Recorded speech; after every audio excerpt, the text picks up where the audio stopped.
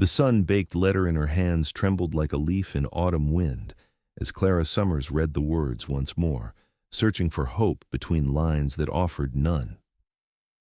This was the third year she had waited for word from Roy Keller, and with each passing season, the silence grew more deafening than prairie thunder. New Mexico Territory, 1878. Clara wiped the sweat from her brow, tucking a wayward strand of auburn hair behind her ear. The dust from the road clung to her skirts as she walked from the post office in Silverdale, her heart heavy with disappointment. Once again, the postmaster had shaken his head when she'd asked for mail. "Miss Summers," he'd said gently, "perhaps it's time to consider that—" "Thank you, Mr. Peterson," she'd interrupted, refusing to hear the words that would make her fear real. "I'll check again next week." The small frontier town bustled around her, oblivious to her private sorrow. 3 years ago, Roy had ridden out with promises of returning once he'd made his fortune in the silver mines. 3 years of waiting, of hoping, of gradually understanding that promises made under a New Mexico moon were as fleeting as shooting stars. "Clara!" The voice pulled her from her thoughts. Turning, she spotted Eleanor Hayes waving from the general store entrance. "Come inside out of this wretched heat." Clara managed a smile as she entered the store, the familiar smell of coffee beans, leather, and dried goods greeting her. At 25, she had known Eleanor since they were girls, both having come west with their families a decade earlier. "No letter again?" Eleanor asked, her voice soft with sympathy. Clara shook her head, trying to appear less affected than she was. "The postmaster looked at me like I was a lost puppy. I'm beginning to think he's right." Eleanor squeezed her hand. "Your father needs you at the ranch. He's not getting any younger, and running that place alone isn't good for him." "I know," Clara said, "but I promised Roy I'd be here when he returned." "It's been 3 years, Clara," Eleanor said gently. "Men who intend to return don't stay silent for 3 years." Clara knew her friend was right, but admitting it meant accepting that Roy had either forgotten her or met a fate she couldn't bear to contemplate. She changed the subject instead. "Did the new supplies come in?"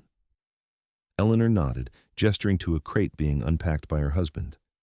"Just arrived yesterday, along with some interesting news." "Oh?" Clara raised an eyebrow. "There's a cattle drive coming through. The Lazy K Ranch is moving 3,000 head to the railroad at Santa Fe." Eleanor's eyes sparkled with the excitement of fresh gossip. "Might bring some new faces to town for a spell." Clara barely registered the information. Another cattle drive meant nothing to her, just more cowboys passing through, none of them Roy. "I should get home," Clara said, gathering her basket. "Father will be waiting for supper." The ride back to the Summers Ranch was a familiar one, 5 miles of dusty trail that wound through scrubby hills and open range. The small homestead came into view as she crested the final rise, a modest clapboard house, a weathered barn, and fenced pastures where her father raised horses. Once, it had seemed like the beginning of something grand. Now it felt like all she would ever know. Jacob Summers was mending a saddle on the porch when she arrived. At 58, his once dark hair had turned silver, and the lines around his eyes had deepened from years squinting against the sun. He looked up as Clara approached, his expression revealing his disappointment before she could even speak. "Nothing today," she said, dismounting her mare. Her father nodded, resuming his work. "Didn't expect there would be." Clara bit back a sharp response. Her father had never approved of Roy, had called him a dreamer with empty pockets. When Roy had left to seek his fortune, Jacob had predicted he wouldn't return. His restraint in not saying "I told you so" was perhaps the only kindness in the situation. "Mr. Hayes says there's a cattle drive coming through," Clara said, changing the subject as she tied her horse to the hitching post. "Heard about that," Jacob replied. "Lazy K outfit. Might be looking to buy some remounts. Could be good business for us." Clara nodded absently, her mind elsewhere as she went inside to prepare their evening meal. The house was modest but clean, with a parlor, kitchen, 2 small bedrooms, and the newer addition of a covered porch. It had been home for 12 years, ever since they'd left St. Louis after her mother's death. As she worked in the kitchen, Clara's thoughts drifted to Roy, his laughing blue eyes, the way his blonde hair had curled at the nape of his neck, how his hands, rough from work, had been surprisingly gentle when they held hers. He'd been passing through with another cattle drive when they'd met, working as a hired hand but full of ambitious dreams. "I'll stake my claim in those hills," he'd told her on their third meeting, pointing to the mountains west of town. "There's silver there, waiting for a man bold enough to find it. And when I do, I'll come back for you, Clara Summers." She'd believed him with the wholehearted trust of a young woman experiencing her first love. At 22, she'd been considered nearly a spinster by some in town, having shown little interest in the local men. But Roy had awakened something in her, a yearning for a life beyond the ranch, for passion and adventure. For 6 months they'd courted whenever his work brought him to Silverdale. Then came the day he'd told her he was leaving to pursue his mining ambitions. "I'll write," he'd promised, "and I'll be back before you've had time to miss me." The first few letters had arrived regularly, full of optimism and plans. He'd found work at an established mine while learning the trade. He was saving money. He had leads on promising claims. Then the letters grew less frequent, their content more vague. And finally, they stopped altogether. Clara had written faithfully, sending letters to the last address she had for him in a mining settlement called Prosperity Ridge. Whether he received them, she would never know. The last letter she'd sent had been returned, marked, "No such person at this address." She sliced bread with more force than necessary, anger momentarily displacing her sadness. How long would she continue this vigil? How much of her life would she sacrifice, waiting for a man who had clearly moved on without her? The next morning dawned bright and clear. Clara rose early, as was her custom, to help with the ranch chores before her father rode out to check on their grazing stock. As she collected eggs from the hen house, the distant sound of hoofbeats drew her attention. A lone rider was approaching from the direction of town. She shielded her eyes against the morning sun, heart leaping with instinctive hope before she could temper it. But the silhouette was unfamiliar. A tall man on a dark horse, neither matching Roy's build or his dappled gray gelding. Her father emerged from the barn, rifle casually in hand as he always kept when unknown visitors approached. The West might be increasingly civilized, but old habits died hard. The rider slowed as he neared the house, raising his hand in greeting. "Morning," he called. "This the Summers place?" "It is," Jacob answered, rifle still present but lowered. "What can we do for you?" The stranger dismounted with fluid grace that spoke of a lifetime in the saddle. He was tall and broad-shouldered, with dark hair and a short beard that didn't quite hide a strong jawline. His clothes were trail-worn but of good quality denim pants, checked shirt, leather vest, and a dust-covered hat that he removed as he approached, revealing eyes the color of a summer storm. "Name's Reece Kincaid," he said, extending his hand to Jacob. "Trail boss for the Lazy K drive that's camped outside town. I heard you might have horses for sale." Jacob shook the offered hand. "Jacob Summers. And yes, we've got horses. Some of the finest stock this side of the Rio Grande." Clara approached, curious about the visitor despite herself. He turned at her footsteps, and she was struck by the intensity of his gaze as it met hers. "My daughter Clara," Jacob introduced. Reece Kincaid tipped his hat. "Madam." There was something in the way he said the simple word, a gentleness that seemed at odds with his weathered appearance. Clara noticed a scar that ran along his left temple, disappearing into his hairline, and wondered what story it told. "Mr. Kincaid is interested in our horses," Jacob explained to Clara. "I need about 15 fresh mounts," Reece elaborated. "Lost some to lameness and we're barely halfway to Santa Fe." "I can show you what we have," Jacob offered. "Clara, would you mind putting on some coffee for our guest?" Clara nodded, turning toward the house while the men headed for the corral. As she prepared the coffee, she found herself glancing out the window at the stranger. There was something compelling about him, not the instant attraction she'd felt with Roy, but a sense of solid presence, like a mountain weathering storms. When they returned to the house, Jacob was smiling the smile of a man who'd just negotiated a good deal. "Mr. Kincaid will take 12 of our horses," he announced. "We've agreed on a fair price." "Your father drives a hard bargain," Reece said, a hint of amusement in his voice as he accepted the coffee Clara offered. He's been selling horses since before I was born, Clara replied. I'd have been surprised if you'd gotten the better of him. Reece's laugh was unexpected, a deep, genuine sound that creased the corners of his eyes. Honest, at least. Most folks try to pretend I got a good deal even when we both know better. They sat on the porch, discussing the details of the horse transfer. Reece would send some of his men the next day to collect the animals and bring payment. How long have you been with the Lazy K? Jacob asked. 5 years as trail boss, Reece answered. Worked my way up from wrangler. Before that, I was with an outfit out of Texas. And before that? Clara found herself asking. Reece studied her for a moment before answering. A bit of everything. Fought in the war when I was barely old enough to hold a rifle. Did some scouting for the army after. Tried mining for a spell. He shrugged. Found I prefer the open sky to being underground.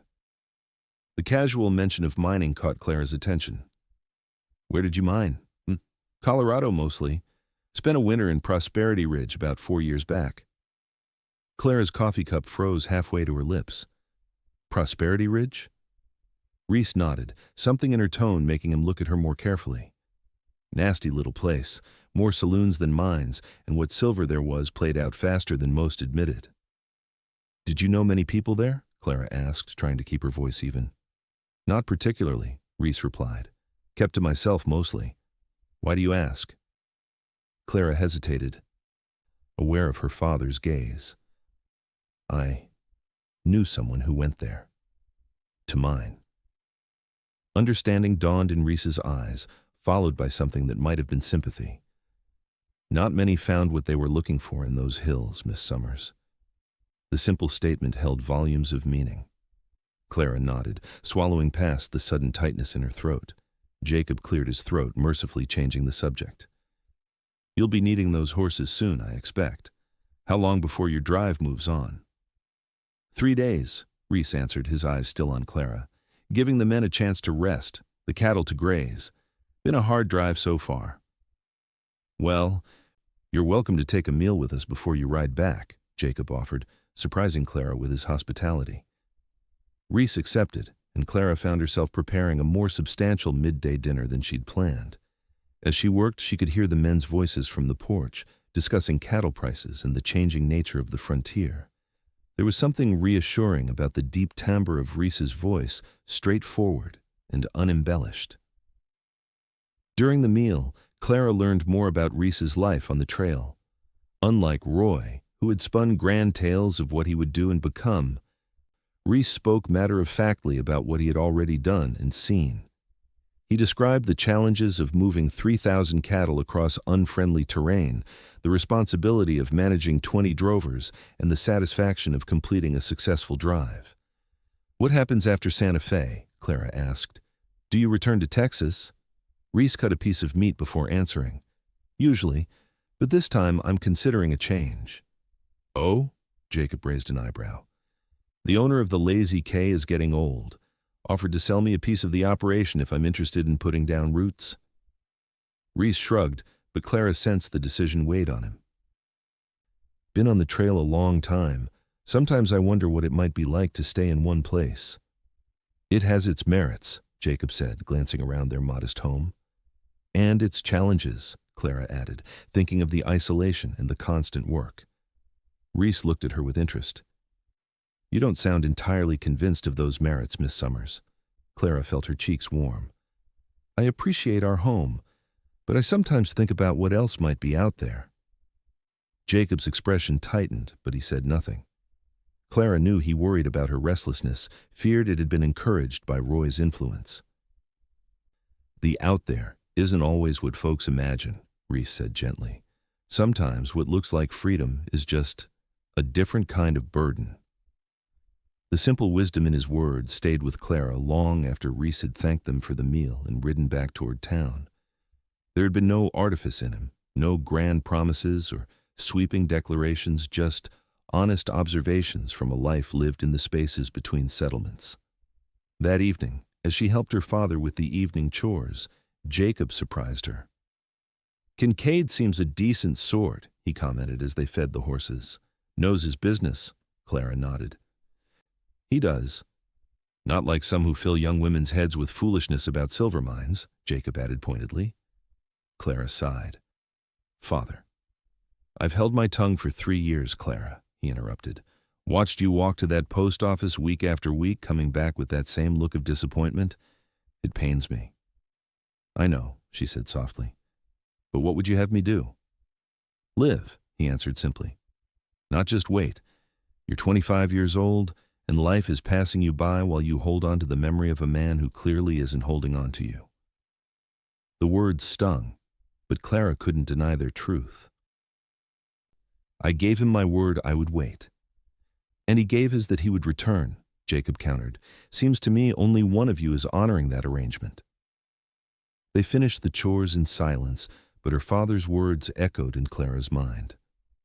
That night, as she lay in bed watching moonlight filter through her curtains, she allowed herself to consider, truly consider, that Roy might never return, that the letters might never come, because he had chosen a different path, one that didn't include her. The realization didn't bring the crushing pain she had expected. Instead, there was a curious lightness, as if setting down a burden she'd carried for too long. The next day, several cowboys from the Lazy K arrived to collect the horses. Clara was surprised to see Reece among them. Didn't expect the trail boss himself to come for the horses, Jacob commented as they approached. Reece dismounted, his movements as fluid as they had been the previous day. Wanted to make sure everything went smoothly, he explained, and to thank you personally for the meal yesterday. While the other cowboys examined the horses they'd be taking, Reece handed Jacob an envelope with payment. It's all there. As agreed, Jacob counted the money and nodded his satisfaction. Pleasure doing business with you, Mr. Kincaid. As the cowboys began preparing the horses for the journey back to the cattle herd, Reece turned to Clara.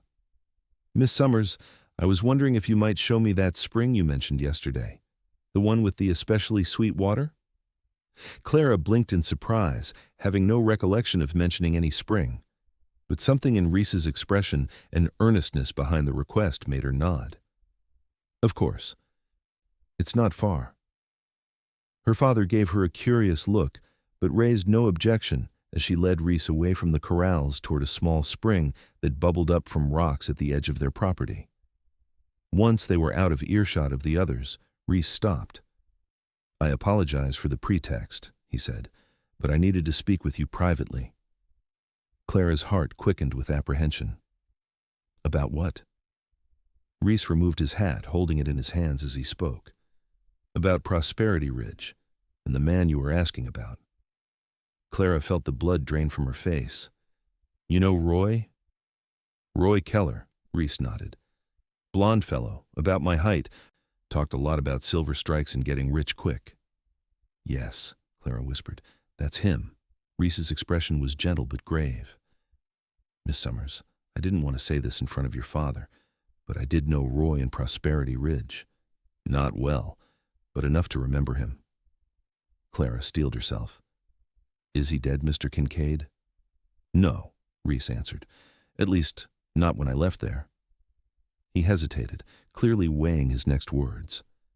But he wasn't alone either. Clara closed her eyes briefly. He married. Yes. Reece's voice was soft with regret. A widow who owned the largest boarding house in town. It was sudden, happened about 3 months after he arrived. I remember because there was talk about how quick it was. Though she had suspected something like this, hearing the confirmation made Clara's knees weak. She moved to a nearby rock and sat down, trying to process the information. I'm sorry, Reece said, remaining standing but moving closer. I debated whether to tell you, but it seemed cruel to let you keep waiting for letters that will never come. Clara looked up at him, tears blurring her vision but refusing to fall. Thank you for your honesty. I've suspected something like this for a long time, but I couldn't let myself believe it. The not knowing is often worse than the truth, Reece said quietly. Is that why you came back today? To tell me this? Reece nodded. Partly. And partly because I couldn't stop thinking about the look on your face when I mentioned Prosperity Ridge. It was a look I recognized the hope and fear of someone searching for answers. Clara wiped away a tear that had escaped despite her efforts. "Well, now I have my answer." "For what it's worth," Reece said, "any man who would make promises to a woman like you and then abandon them so easily doesn't deserve your loyalty." The simple sincerity in his voice made Clara look at him more closely.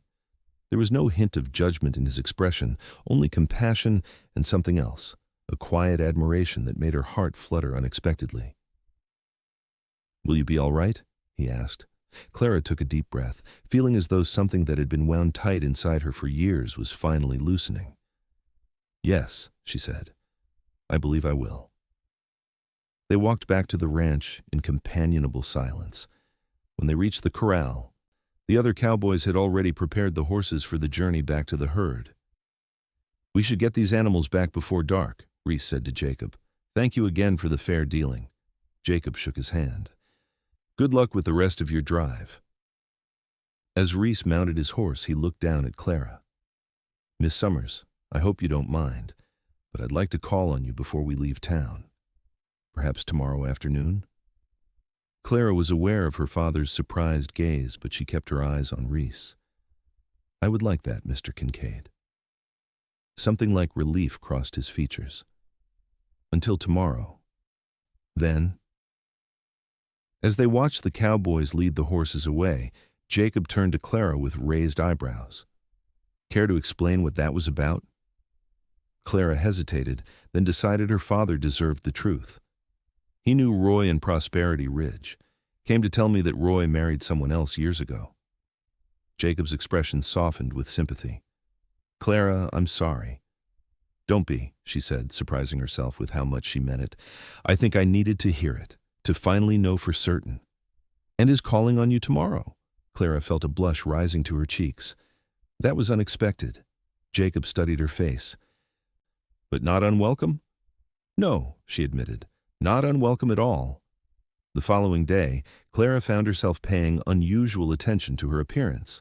She chose her best everyday dress, a cornflower blue that brought out the color of her eyes, and pinned her auburn hair in a style that softened the lines of her face. Her father noticed, but made no comment beyond a knowing smile as he left to tend to business in town. Clara busied herself with household tasks, trying not to watch the road too eagerly. When hoofbeats finally approached around mid-afternoon, she forced herself to wait for a knock rather than rushing to the door. Reece stood on the porch, hat in hand, wearing a clean shirt and what appeared to be newly brushed trousers. His dark hair was still damp from washing, and she noticed he'd trimmed his beard. "Miss Summers," he greeted her with a smile that transformed his weathered features. "I hope I'm not interrupting your day." "Not at all," she assured him, stepping aside to invite him in. "Would you like some coffee or lemonade?" "Lemonade sounds wonderful, if it's not too much trouble." As Clara poured the drinks, she was aware of Reece taking in the modest but comfortable interior of their home, the practical furniture. Her mother's quilt displayed on one wall, the small bookshelf filled with volumes that had traveled with them from St. Louis. "You have a nice home," he said, accepting the glass she offered. "Thank you. It's simple, but it suits us." Clara gestured toward the porch. "Shall we sit outside? There's usually a nice breeze this time of day." They settled into the chairs, the familiar view of hills and distant mountains spread before them. For a moment, neither spoke, but the silence wasn't uncomfortable. "I wanted to make sure you were all right," Reece finally said, "after yesterday's news." Clara considered the question honestly. "I am. Better than I expected to be, actually. It's strange knowing for certain that Roy isn't coming back is painful, but it's also freeing." Reece nodded in understanding. "Some burdens become so familiar we forget we're carrying them until they're gone." "Exactly," Clara said, surprised by how perfectly he'd captured her feeling. "For 3 years I've been waiting, wondering, hoping. Now I know, and I can finally move forward." "Forward to what?" Reece asked, his gray eyes studying her with interest. Clara laughed softly. "That's the question, isn't it? I'm not entirely sure yet. Just forward." "It's a good direction," Reece said with a smile. One I'm contemplating myself. Your decision about the Lazy K offer? He nodded. Been on the trail for 15 years now. Might be time for something different. What's holding you back? Clara asked. Reece took a sip of lemonade before answering. Habit, mostly. The trail is what I know. And there's a freedom to it, new horizons, different towns. But there's loneliness too, he admitted. Watching the same men come back to wives and children after a drive, while I move on to the next one. He shrugged. Just lately, I've been wondering if I'm missing something important. The vulnerability in his confession touched Clara deeply. It takes courage to change directions, she said softly. Seems like you know something about that, Reece observed. I'm learning, Clara replied. Yesterday was a start. They talked for hours, the conversation flowing easily from personal stories to observations about the changing West. Reece described growing up in Tennessee, losing his parents young, and finding his way west after the war. Clara shared memories of St. Louis, her mother's death from fever, and the adjustment to frontier life.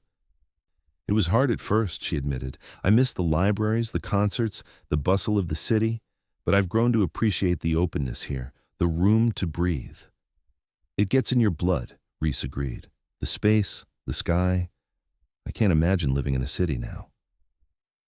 As the afternoon waned, Reece reluctantly stood to leave. I should get back. We're moving the herd at first light tomorrow. Clara felt a pang of disappointment. All the way to Santa Fe? That's the plan, he confirmed. Should take about 2 weeks from here if the weather holds and the rivers aren't too high. Clara nodded, trying not to show how the news affected her. One afternoon of pleasant conversation didn't mean anything, she reminded herself. Certainly not enough to feel this sense of loss at his imminent departure. At the hitching post, Reece turned to her, his expression earnest. Miss Summers, Clara, if I may, I've enjoyed today more than any in recent memory. As have I, she admitted. He hesitated, then continued. I'll be coming back this way after the drive. The Lazy K owner expects my answer about his offer by the end of summer. His eyes held hers. Would it be presumptuous to call on you again when I return? Clara felt warmth bloom in her chest. Not presumptuous at all. I would like that very much. Relief and pleasure crossed his features. Then I'll look forward to it. He mounted his horse with practiced ease, looking down at her with a smile that made her heart quicken. Goodbye for now, Clara Summers.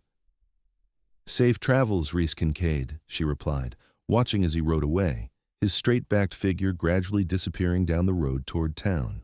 That night, Clara sat at her small writing desk and took out the bundle of letters she had received from Roy in those early months, letters she had read so many times the paper was worn at the creases. With steady hands, she placed them in her fireplace and watched as the flames consumed the paper, turning promises to ash. It wasn't bitterness that motivated the act, but closure. Roy Keller had been her first love, a bright flash of excitement in a quiet life. But he belonged to the past now, and Clara found herself looking toward the future with a hopeful curiosity she hadn't felt in years. The following weeks passed in a blur of ranch work and summer heat. Clara found herself watching the road less often, thinking instead about what changes she might make to their home, what books she wanted to order from St. Louis, what new recipes she might try. Small things, but they represented a shift in her thinking from waiting to living. One evening, as she and her father sat on the porch watching a spectacular sunset paint the western sky, Jacob surprised her. You seem different lately, he observed. More at peace. Clara smiled. I am. Is it because of what Kincaid told you about Roy? Or because of Kincaid himself? The directness of the question made Clara laugh. Both, I suppose.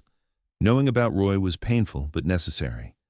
And Reece, he made me see possibilities I'd stopped considering. Jacob nodded thoughtfully. He struck me as a man who knows his own mind. Steady. He glanced at his daughter. Not the worst qualities in a potential suitor. Father, Clara protested, feeling her cheeks warm. He only asked to call again when he returns from the drive. That's hardly a courtship. Jacob's eyes twinkled with amusement. If you say so. As July turned to August, Clara found herself wondering about Reece more often, where the cattle drive was now, whether he'd reached Santa Fe, what he would decide about the Lazy K offer. She told herself it was natural curiosity, nothing more, but her quickened pulse whenever a rider approached the ranch suggested otherwise. It was mid-August when she rode into town for supplies, the summer heat still oppressive despite the occasional cooler breeze hinting at the coming fall. As she tied her horse outside the general store, Eleanor Hayes emerged, her face lighting up at the sight of Clara. "Just the person I was hoping to see," Eleanor exclaimed. "Have you heard the news?" "What news?" Clara asked, used to her friend's enthusiasm for local happenings. "The Lazy K drive is returning," Eleanor said. "Some of the men are already in town. Apparently the trail boss is considering buying property in the area." Clara's heart skipped a beat. "Is he now?" Something in her tone made Eleanor look at her more closely. "Clara Summers, is there something you're not telling me?" Clara tried for nonchalance. "Mr. Kincaid mentioned he was considering an offer from the Lazy K owner when he bought horses from us." "Mr. Kincaid, is it?" Eleanor's eyes narrowed. "And when exactly did you become acquainted with the trail boss of the Lazy K?" "We've spoken a few times," Clara said vaguely. "He seems a decent sort." Eleanor was not so easily deflected. "Clara, you're blushing, and I haven't seen you look this alive in years." She lowered her voice. "Does this mean you've finally given up waiting for Roy?" Clara nodded, the admission easier than it would have been months ago. "Roy married someone else years ago, in Prosperity Ridge." "Oh, Clara," Eleanor's expression softened. "I'm so sorry." "Don't be," Clara assured her. "It was time I knew the truth. And time I stopped living in the past." Eleanor squeezed her hand.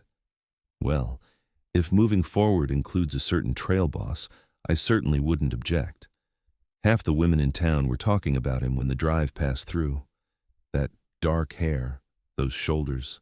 She fanned herself dramatically.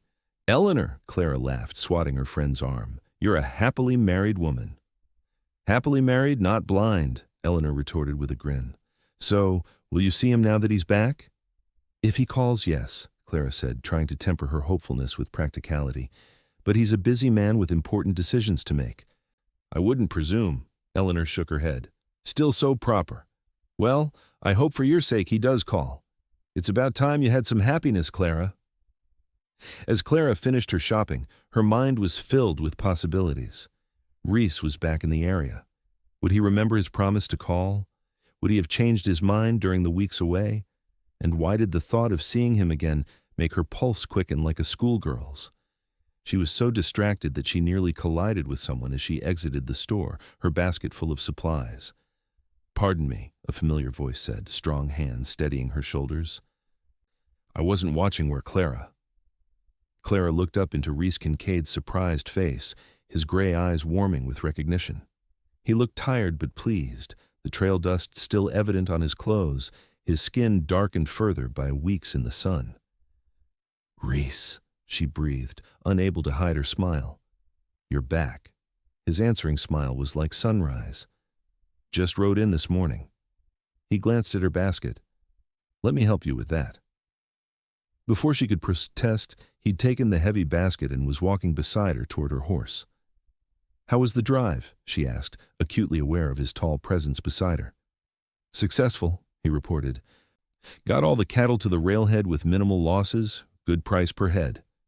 He glanced at her. "And I've made my decision about the Lazy K offer." Clara's heart seemed to pause mid-beat. "Oh?"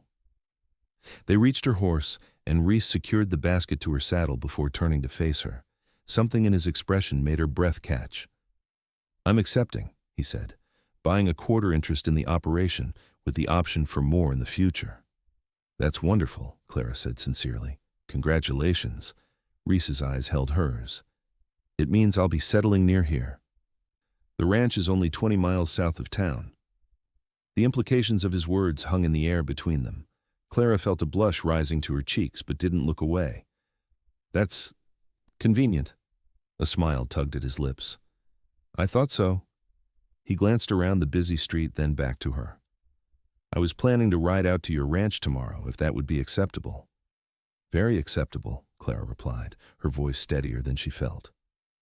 Good, Reece said, and the simple word contained a wealth of meaning. Until tomorrow, then, Clara nodded, suddenly finding it difficult to form words. Reece helped her mount, his hands strong and sure at her waist, lingering perhaps a moment longer than strictly necessary. The contact, brief as it was, sent warmth coursing through her. "Safe ride home," he said, stepping back. "Thank you," she managed, gathering her reins. "Until tomorrow." As she rode out of town, Clara couldn't stop smiling. The world seemed brighter somehow, full of promise and possibility. For the first time in years, she was looking forward, not back, and the view was beautiful. True to his word, Reece arrived at the Summers ranch the following afternoon. Clara had spent the morning in an uncharacteristic flutter, changing her dress twice before settling on a sage green that her father once said brought out the gold flecks in her eyes. She had arranged her hair with special care and even dabbed a precious drop of rosewater behind each ear, a luxury she usually reserved for special occasions. When she heard approaching hoofbeats, she forced herself to continue with her mending, determined not to appear too eager. Her father, reading by the window, gave her a knowing look before going to greet their visitor. Through the open door, Clara heard the men's voices, her father's welcome, Reece's deeper response. Then, footsteps on the porch. And Reece was standing in the doorway, hat in hand. He'd clearly taken pains with his appearance as well, wearing a clean white shirt, dark vest, and polished boots. His dark hair was neatly combed, and he'd trimmed his beard to a closer cut that accentuated the strong lines of his jaw. "Miss Summers," he greeted her, and something in his voice made the formal address sound intimate. "Mr. Kincaid," she returned, setting aside her mending. "It's good to see you again." Jacob cleared his throat. "I just remembered I need to check on that mare in the south pasture. Probably be gone a couple of hours." His transparent excuse made Clara flush with embarrassment, but Reece's lips twitched with amusement. "Don't hurry on my account, sir," he said. Once Jacob had left, Reece turned back to Clara. "Your father isn't particularly subtle," Clara laughed, the tension breaking. "No, subtlety has never been his strong suit." She gestured to a chair. "Please, sit down. Would you like some coffee?" "Thank you," Reece said, taking a seat while Clara busied herself with the coffee pot. As she served the coffee, Clara noticed Reece watching her movements with appreciation. "You look lovely today," he said when she joined him at the table. "Green suits you." "Thank you," she replied, pleased he'd noticed. "How are your plans with the Lazy K progressing?" "Quickly," Reece said. "I'm meeting with lawyers next week to finalize the purchase agreement. After that, I'll need to find a place to live near the ranch headquarters." "Not planning to stay in the bunkhouse?" Clara teased. Reece smiled. "I've spent enough years in bunkhouses. I'm thinking of building something more permanent." His eyes met hers. Something with a future. The implication in his words made Clara's heart race. "That sounds like a significant change from trail life." "It is," Reece agreed, "but some changes are worth making for the right reasons." He paused, then continued with careful deliberation. "Clara, I didn't come here just to tell you about my business arrangements." Clara set down her coffee cup, her hands suddenly unsteady. "No?" Reece leaned forward, his expression earnest. "I've thought about you every day since I left, about your strength in facing the truth about Roy, your kindness, your intelligence." He shook his head slightly, as if amazed. "I've known you such a short time, but I feel like I've been waiting to meet you my whole life." Clara's breath caught at the simple honesty in his words. "I've thought about you too," she admitted, "more than I probably should have." Relief and joy transformed Reece's face. "Then I hope you won't think me too forward if I ask permission to court you properly." The formal request, so unexpected yet so welcome, made Clara smile. "I would like that very much, Reece." He reached across the table, his hand covering hers. The contact was electrifying, his skin warm and calloused against hers, the gesture both protective and reverent. "I know it hasn't been long since you learned about Roy," he said carefully. "If you need more time." "No," Clara interrupted, turning her hand to grasp his. "I've had 3 years of waiting. I don't want to wait anymore." The weeks that followed were the happiest Clara could remember. Reece called regularly, sometimes bringing small gifts, a book of poetry from the East, Wildflowers he'd gathered on the ride over, once a beautiful hand-tooled leather journal he'd commissioned from a craftsman in Santa Fe. Their courtship progressed with a natural ease that surprised them both. They rode together across the rolling hills surrounding the ranch, picnicked by the spring where Reece had first told her about Roy, and attended the small church in Silverdale on Sundays, prompting knowing smiles from Eleanor and curious glances from other townspeople. Clara found herself opening up to Reece in ways she never had with Roy. Where Roy had dominated conversations with his dreams and plans, Reece listened, truly, listened to her thoughts and hopes. He asked about her interests, remembered details she mentioned casually, and treated her opinions with genuine respect. "You never told me what you want," he said one evening as they sat on the porch, watching lightning flicker on the distant horizon. "Beyond the ranch, beyond Silverdale, what dreams do you have, Clara?" The question startled her. "I'm not sure anyone's ever asked me that before." "I'm asking now," Reece said gently. Clara considered for a long moment. "I've always loved books learning, ideas. Sometimes I think I would have liked to be a teacher." She laughed self-consciously. "Silly, I know." "Not silly at all," Reece said seriously. "You'd be wonderful with children." "I also miss music," she continued, encouraged by his response. "In St. Louis we had a piano. I wasn't particularly talented, but I loved playing." She shrugged. "Impractical things, mostly." "Why impractical?" Reece asked. "Schools need teachers, even out here, and pianos can be transported even to frontier homes." The matter-of-fact way he addressed her dreams, as if they were perfectly reasonable rather than fanciful notions, touched Clara deeply. "You make it sound simple." "Not simple," Reece corrected, "but possible. Worth pursuing." As September turned to October, Reece's business with the Lazy K was finalized. He purchased not only a quarter interest in the operation, but also a parcel of land about 5 miles from the ranch headquarters and 15 miles from the Summers Ranch. "It's good grazing land with a year-round spring," he told Clara and Jacob over dinner one evening. "There's a small cabin already built, but I'm planning something more substantial." "Sounds like you're planning to put down roots," Jacob observed. Reece's eyes met Clara's across the table. "That's exactly what I'm planning." The following Sunday after church, Reece suggested a ride to see his new property. Clara readily agreed, curious about the land that had captured his interest. They rode south, the autumn air crisp but pleasant, golden light bathing the landscape. "It's just over this rise," Reece said as they crested a small hill. What spread before them took Clara's breath away, a verdant valley nestled between protective hills, a clear spring forming a small stream that meandered through rich grassland. A stand of cottonwoods provided shelter on one side, their leaves turning gold in the October sun. "Reece, it's beautiful," Clara breathed. He smiled at her reaction. "I hoped you'd think so." He pointed to a spot near the cottonwoods. "The cabin is there, but I've been thinking of building a proper house closer to the spring." Clara could picture it a comfortable home with a wide porch, rooms filled with light, perhaps a garden. "It's perfect for a home." Reece dismounted, then helped her down from her horse. As her feet touched the ground, he kept his hands at her waist, his expression growing serious. "I brought you here for a reason, Clara," he said, his voice low and intense. "I wanted you to see this land because I hope it might be our land, our home." Clara's heart began to race. "Reece." He took her hands in his. "I know it hasn't been long, only a few months since we met. But I've never been more certain of anything in my life." He drew a deep breath. "I love you, Clara Summers. I love your strength, your kindness, your quiet courage. I love the way you see the world and your place in it. I want to build a life with you, if you'll have me." Tears welled in Clara's eyes as Reece released one of her hands to reach into his pocket, withdrawing a small ring with a modest diamond that caught the autumn sunlight. "Will you marry me, Clara?" he asked, his voice steady but vulnerable. "Will you make a home with me here?" Clara looked from the ring to Reece's hopeful face. Her heart so full she thought it might burst.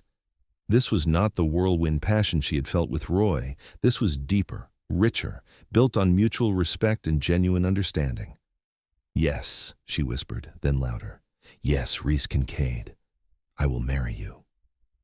Joy transformed his features as he slipped the ring onto her finger. It fit perfectly, as if it had always been meant for her hand. Then he was pulling her close, his lips finding hers in a kiss that started gentle but quickly deepened with the intensity of their feelings. When they finally drew apart, both breathless, Reece rested his forehead against hers. I've been wanting to do that for a very long time, he confessed. Clara smiled, her hands still clinging to his shoulders. I've been hoping you would. They spent the afternoon exploring the land that would become their home, making plans, sharing dreams. Reece described the house he wanted to build 4 bedrooms.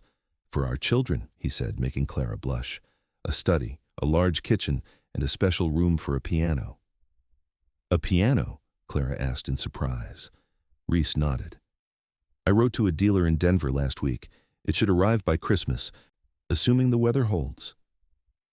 The thoughtfulness of the gesture that he had remembered her casual mention of missing music and had already taken steps to make it a reality moved Clara to tears.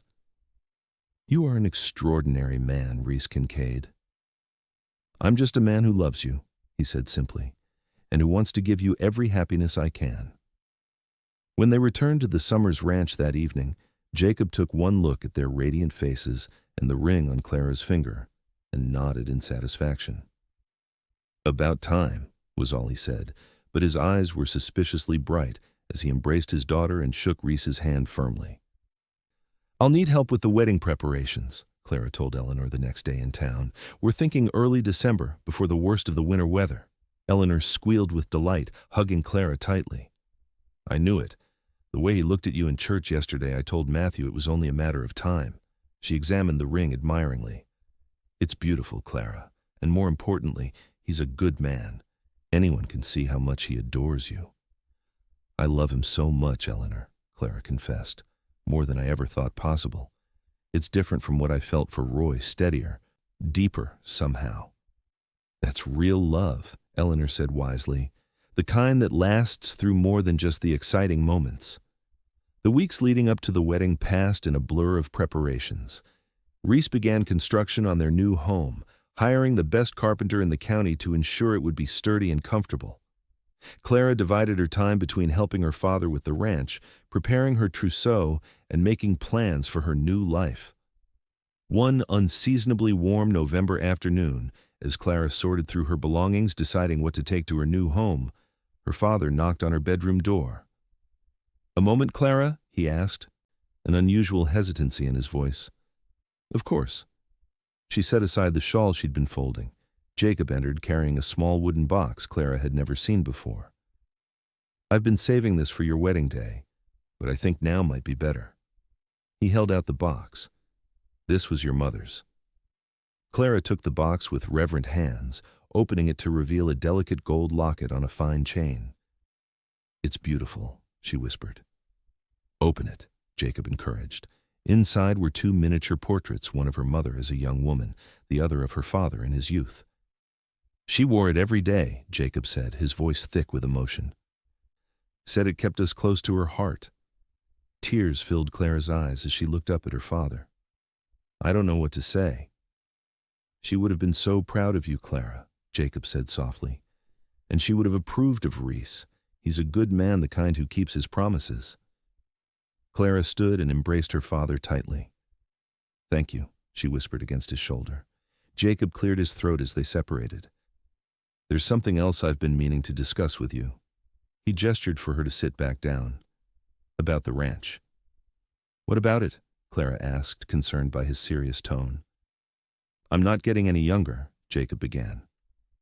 And running this place alone will be too much for me eventually. Father, you're barely 60, Clara protested, and we won't be far away. Reece and I can still help. Jacob held up a hand. Let me finish. I've been thinking about this for a while now. Reece mentioned that the cabin on his land would be sitting empty once your house is built. Clara nodded, unsure where he was heading. I'm considering selling this place next year and moving into that cabin, Jacob continued. It would be enough for me, and I'd be close enough to help with my grandchildren when they come along. The suggestion surprised Clara. But this is your home, our home. You love this ranch. I do, Jacob agreed. But what I love most is seeing my daughter happy. And the thought of being near you, watching your family grow, that means more to me than this land. Clara felt tears threatening again. Are you sure? Jacob nodded, his decision clearly made. I've already discussed it with Reece. He agrees it makes sense and he'd welcome my help with the cattle operation. The realization that the two men in her life had been planning this together, ensuring that her father would be cared for and close by, filled Clara with gratitude. I love you, Father. And I you, daughter, Jacob replied gruffly. Now, no more tears. We have a wedding to prepare for. The first snow of winter dusted Silverdale 2 days before the wedding, leaving a pristine blanket of white that made the town look like something from a fairy tale. The small church was filled to capacity as Clara, radiant in a cream-colored gown made by Eleanor and the ladies of the church, walked down the aisle on her father's arm. Reece waited at the altar, his normally weathered face transformed by an expression of such pure joy and love that it brought tears to the eyes of even the most stoic ranchers in attendance. When Jacob placed Clara's hand in Reece's, the symbolism of the gesture of trust transferred, of new beginnings was lost on no one. The ceremony was simple but profound, their vows spoken with clear voices despite the emotion evident in both their faces. When the minister pronounced them husband and wife, Reece's kiss was gentle but filled with promise, drawing approving smiles and a few good-natured cheers from the congregation. The celebration afterward at the town hall was the liveliest Silverdale had seen in years. There was music, dancing, and food enough to feed the county twice over, as everyone had contributed something to the wedding feast. Clara and Reece moved among their guests, accepting congratulations and well wishes with gracious smiles. Mrs. Kincaid, Reece murmured during a quiet moment, the name still new and wonderful on his lips. Are you happy? Clara looked up at her husband, and felt a completeness she had never known before. Happier than I ever imagined possible, she assured him, standing on tiptoe to kiss him softly. Their new home wasn't quite finished. So they spent their wedding night in the best room at Silverdale's small hotel before departing the next day for a week-long honeymoon in Santa Fe. The trip was Reece's surprise gift to Clara, a chance to see the territorial capital with its blend of Spanish, Mexican, and American influences. I want to show you there are adventures to be had even without going far from home, he explained as they traveled in a comfortable rented carriage, and I want those adventures to be ours together. Santa Fe enchanted Clara with its adobe buildings, vibrant markets, and cultural richness. They attended a concert, dined in the finest restaurant, and purchased furnishings for their new home. In the evenings, they discovered the joy of marriage in the privacy of their hotel suite, their passion tempered by tenderness and deepened by the love that had grown between them. When they returned to Silverdale, the weather had turned properly wintry, with snow-covered hills and biting winds.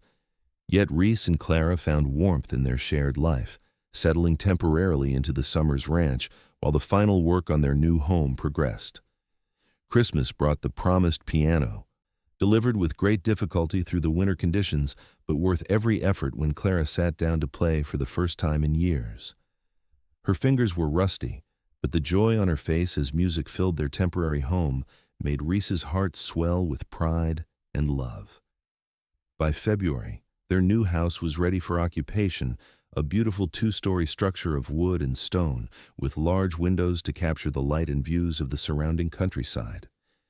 Moving day was a community affair, with neighbors and friends helping transport furniture and supplies, followed by a housewarming celebration that christened their home with laughter and goodwill. That night, after the last guest had departed, Reece and Clara stood on their front porch, his arm around her waist as they looked out at the starlit landscape that was now their own. There's something I've been meaning to give you, Reece said, reaching into his pocket. I've been saving it for the right moment. He handed Clara a small package wrapped in brown paper. Curious, she unwrapped it to find a leather-bound journal, similar to the one he had given her during their courtship. Open it, he encouraged, just as her father had done with the locket. Clara opened the journal and gasped. The pages were filled with Reece's strong, clear handwriting, page after page of what appeared to be letters. "What is this?" she asked, running her fingers over the words. "Every day we were apart during the cattle drive to Santa Fe," Reece explained, his voice soft with emotion. "I wrote to you. Things I saw that made me think of you.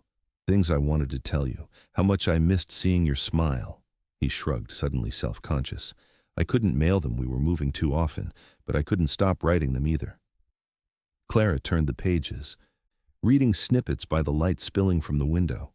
Each entry began with, "My dear Clara," and contained observations, thoughts, and increasingly declarations of love that Reece had been too cautious to express in person until he returned. "The sunset tonight reminded me of the color that rises to your cheeks when you're embarrassed," Clara read aloud, her voice thick with emotion. "I find myself looking for you in every beautiful thing I see." She looked up at Reece, tears shining in her eyes. "All this time, I was waiting for letters that never came from a man who didn't deserve them. And you were writing letters you never sent, pouring your heart into words I never saw." Reece cupped her face gently. "Until now." "Until now," she echoed, rising on tiptoe to kiss him with all the love in her heart. "Thank you for writing to me, for seeing me, for loving me." "Always," Reece promised, his arms tightening around her, "for all our days." As they stood there on the porch of the home they had created together, Clara realized that her years of waiting hadn't been wasted after all. They had prepared her heart to recognize true love when it finally appeared, not in grand promises and dreams of fortune, but in honest words, steadfast actions, and a man who wrote his love for her into every moment they shared. Spring came early that year, bringing new growth to the land and news that expanded their joy. Clara was expecting their first child, due in the late autumn. Reece's reaction to the announcement was everything Clara could have hoped for: stunned joy, followed by tender concern for her well-being and excited plans for the baby's future. Jacob, soon to be a grandfather, was equally delighted. He accelerated his plans to sell the Summers ranch, completing the transaction by summer and moving into the cozy cabin on Reece and Clara's property. The arrangement proved ideal. Jacob was close enough to offer help and company, but far enough to give the young couple their privacy. Clara's pregnancy progressed smoothly through the summer and early fall. She established a small school in their home, teaching the children of neighboring ranches 3 days a week. The piano became her constant companion in the evenings, filling their home with music, while Reece listened appreciatively, often with a hand resting protectively over the growing swell of her belly. In October, just as the cottonwoods were turning golden again, Clara gave birth to a daughter they named Rebecca Grace. Rebecca after Reece's mother Grace, for the blessing she represented in their lives. She had her father's gray eyes and her mother's auburn hair, a perfect blending of them both. "She's beautiful," Reece whispered, holding his daughter with careful reverence, "just like her mother." Clara watched her husband and child, her heart so full it seemed impossible to contain. "I never knew I could be this happy," she admitted. "Sometimes I'm afraid it can't last." Reece sat beside her on the bed, their daughter cradled between them. "It will have its challenges," he said pragmatically. "Life always does, but we'll face them together." He kissed her forehead gently. "And I'll keep writing to you, even when we're old and gray, writing my heart into every word." As Rebecca grew from infant to toddler, the Kincaid Ranch prospered under Reece's management. His partnership with the Lazy K expanded, and their own property flourished with careful stewardship. Clara's small school gained a reputation for excellence, eventually moving to a purpose-built schoolhouse in town where she taught 3 days a week, bringing Rebecca with her. When Rebecca was 2, Jacob built her a miniature rocking horse, watching with grandfatherly pride as she rocked back and forth, giggling with delight. His presence in their lives was a constant source of stability and wisdom, his storytelling a favorite activity for Rebecca as she grew. Clara's 29th birthday arrived with another special gift, the news that she was expecting their second child. This pregnancy proved more difficult than the first, with weeks of morning sickness and fatigue that left Clara grateful for her father's help with Rebecca and Reece's unwavering support with household matters. "You're doing the important work," Reece told her one evening as he brushed her hair, a ritual that had become a cherished part of their marriage. "Growing our child is more significant than anything else." In early spring, Clara gave birth to a son they named Thomas Jacob, honoring both Reece's father and Clara's. The delivery was long and arduous, leaving Clara weakened and in need of extended recovery. During those difficult weeks, Reece proved his devotion once again, managing the ranch, caring for Rebecca, tending to Clara, and somehow finding time to bond with his newborn son. "I don't know how you do it all," Clara said one evening as they sat together on the porch, the children finally asleep. Reece took her hand, his thumb tracing circles on her palm. "With love," he said simply. "Everything I do is because I love you and our family." As the years passed, their love deepened like a river, carving its essential path through the landscape of their lives. They faced challenges, drought years that threatened the ranch, a fire that damaged part of their home, Clara's father's declining health in his later years. But they weathered each storm together, their partnership strengthened by mutual respect and unwavering commitment. Rebecca grew into a thoughtful young woman, with her mother's love of books and her father's quiet strength. Thomas inherited Reece's affinity for ranching and Jacob's quick wit. A third child, Elizabeth Eleanor, arrived when Clara was 34, completing their family with her sunny disposition and artistic talent. Through it all, Reece kept his promise. On anniversaries, birthdays, and ordinary days in between, he wrote to Clara, sometimes just a few lines tucked into her book, other times pages of reflection and love. The journals accumulated on a special shelf in their bedroom, a testament to a love expressed in words and proven in actions.